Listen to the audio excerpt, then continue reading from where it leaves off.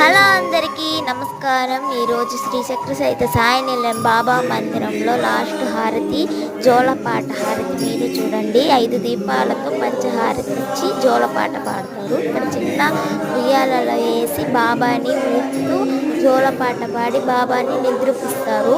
అలాగే రేపు పొద్దున్నే కాడ హారతి స్టార్ట్ చేస్తారు. బాబా మందిరంకి వెళ్ళే వాళ్ళందరికీ తెలిసి ఉంటుంది. ఓం సాయిరామ్.